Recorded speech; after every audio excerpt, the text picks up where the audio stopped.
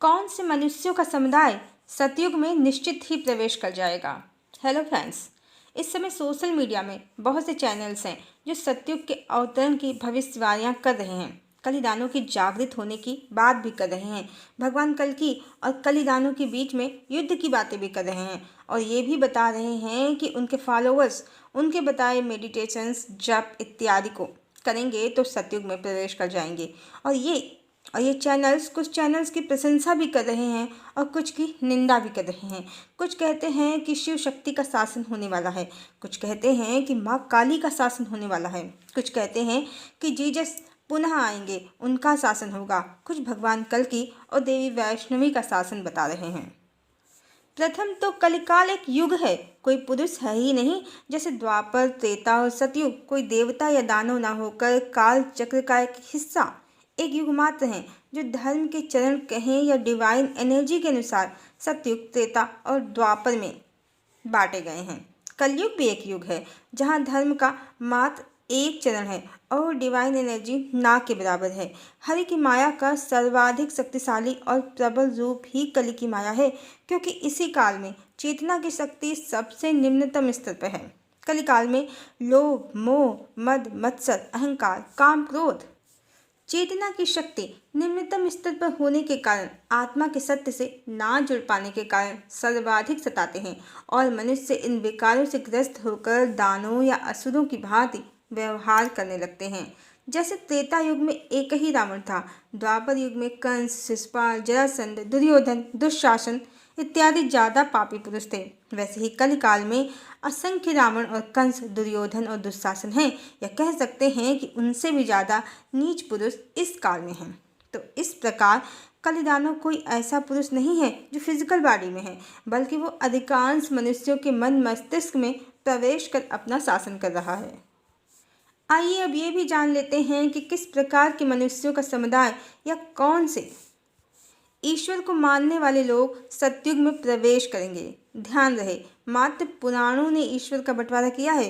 पुराणों की भाषा तांत्रिक है, वहाँ ईश्वर का सत्य स्वरूप मायावी भाषा शैली के द्वारा छुपा दिया गया है और कई ईश्वर का भ्रम उत्पन्न किया गया है। अन्यथा जो वेदों में वर्णित ईश्वर हैं वो एक ही हैं, वो ओंकार स्वरूप सच्चिदानंद हैं। वो नाम, गुण, रूप, आकार, स्थान और काल से भी परे हैं। वो आदि अनंत महाकाल हैं। अब आप उन्हें चाहे कृष्ण बुलाएं या काली, राम कहें या शिव, जीसस कहें या कल्कि, हैं वो एक ही। और जो इस सत्य को जानता है बिना किसी संशय के, वास्तव में वही ईश्वर को जानता है। पर इतना जानने पर भी ये सतयुग में प्रवेश का पासपोर्ट बिल्कुल भी नहीं है। सतयुग में प्रवेश का जो पासपोर्ट है, जो पहचान पत्र है, वो है मनुष्यता। जिसमें मनुष्य के गुण होंगे वो निश्चित ही सतयुग में प्रवेश कर जाएगा। यहाँ तक कि हमारे पितृ जो पुण्य आत्मा है, वो भी जो इस समय करंट में हमारे बीच में नहीं है, वो भी सतयुग में पुनः जन्म ले लेंगे। सतयुग में प्रवेश के लिए मनुष्यता ही एकमात्र पहचान पत्र और पासपोर्ट है। क्षमा, दया, करुणा, सत्य, परोपकार, अहिंसा, न्याय, जिनमें भी ये गुण हैं, वो सतयुग में प्रवेश कर जाएंगे। फिर वो मेडिटेशन करते हों या ना करते हों, किसी भी सतयुग के अवतरण से जुड़े चैनल्स को वो सुनते हों या ना सुनते हों, यहाँ तक कि यदि किसी को भगवान में कोई रुचि नहीं है, वो कुकिंग के, डांस के, आर्ट एंड क्राफ्ट के, बिजनेस के चैनल्स भी देखता हो, पर मनुष्य हो तो वह निश्चित ही सतयुग में प्रवेश कर जाएगा। पर एक बात विशेष है कि मनुष्यों को ईश्वर में रुचि होती ही है, जिसमें भी क्षमा, दया, करुणा, परोपकार, सत्य, अहिंसा, ये सभी ईश्वरीय गुण हैं। वो ना तो ईश्वर से दूर है और ना ईश्वर उससे, जिसके लिए कबीरदास ने कहा भी है, माला जपूं न कर जपूं और मुख से कहूँ न राम, राम हमारा हमें जपे रे, कबीरा हम पायो विश्राम। ऐसी पवित्र आत्माएं तो हर पल ईश्वर के संसर्ग में हैं और वो जहाँ जहाँ हैं उन्होंने सतयुग क्रिएट अपने आसपास कर रखा है अपने प्रेम की ऊर्जा से, क्योंकि परमात्मा मात्र और मात्र प्रेम स्वरूप ही हैं और वो प्रेम के वश में भी हैं। श्री रामचरितमानस में गोस्वामी तुलसीदास जी ने लिखा है, भगवान का स्वभाव निर्मल मन जन सो मोहि पावा, मोहि कपट छल छिद न भावा। इस प्रकार कपटी, छली निंदा करने वाले और निंदनीय आचरण करने वाले सतयुग में बिल्कुल भी प्रवेश नहीं कर पाएंगे। फिर चाहे वो कितना भी राम राम करें, कृष्ण कृष्ण करें या शिव शक्ति ही जपें, कितना भी मेडिटेशन करें, भक्ति के गाने सुने, कुछ नहीं होगा। परिणाम शून्य ही मिलेगा, परिणाम शून्य ही मिलेगा। ध्यान रहे, सतयुग में स्थान और समय नहीं बदल रहा है, सिर्फ एनर्जी बदल रही है, ऊर्जा बदल रही है। स्थान तो वही है, जिस धरती पर हम हैं वहीं रहेंगे, और समय समय मनुष्यों का बनाया मापदंड है, अन्यथा काल भी परमात्मा की तरह अनंत है, इसका कोई और छोर नहीं है। सतयुग मात्र डिवाइन एनर्जी का युग है, देवत्व का युग है। वो मनुष्य जिनमें देवी देवताओं की ऊर्जा है वही सतयुग में प्रवेश करेंगे। देवी देवताओं का अर्थ जादू टोना बिल्कुल भी नहीं है, दैवी गुण हैं जो मनुष्यता के लिए प्रथम शर्त हैं। प्रेम, करुणा, क्षमा, दया, अहिंसा ये दैवी गुण हैं।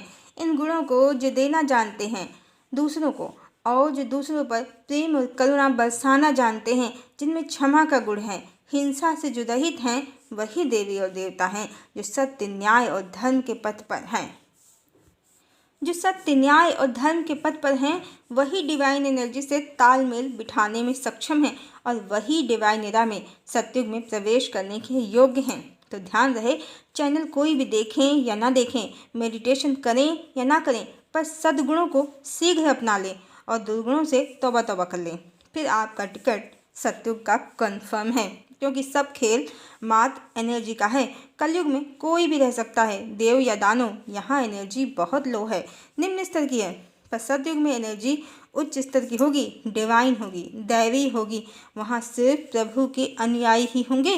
वहाँ का टिकट बहुत एक्सपेंसिव है, वहाँ का टिकट बहुत एक्सपेंसिव है।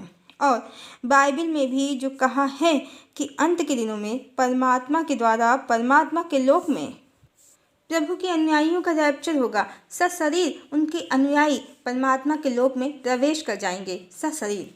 तो ये इसी डिवाइन एरा की भविष्यवाणी है।